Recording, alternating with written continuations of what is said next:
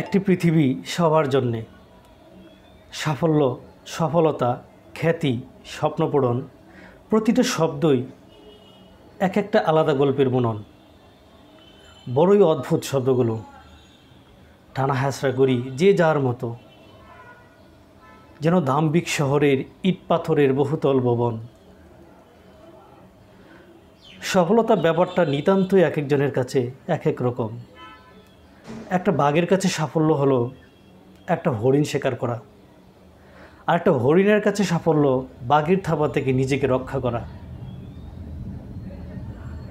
অর্থ উপার্জনই যদি সকল স্বপ্নপূরণ বলি, তাহলে তো রবীন্দ্রনাথ, জীবনানন্দ কিংবা তলস্তয় এরা সবাই প্রথম সারির ব্যর্থ। একা একা প্রথম হওয়া কোনো সফলতা না।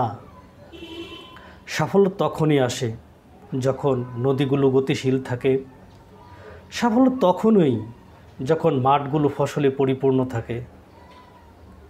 সাফল্য তখনই যখন প্রতিটা শিশু বেড়ে ওঠার পরিপূর্ণ সুযোগ পায়। সফলতা সেদিনই যেদিন সীমান্ত রাজনীতির কাঁটাতারে ঝুলবে না আর কোনো ফেলানির লাশ। সফলতা সেদিনই যেদিন ধর্মের ডামাডোলে শীষ কাটবে না আর একটিও সাম্রাজ্যবাদী বুলেট। সমবেত কণ্ঠে সমস্বরে গেয়ে উঠবে একটি পৃথিবী সবার জন্যে। বন্ধু এম এ জলিলের ওয়াল থেকে নেওয়া।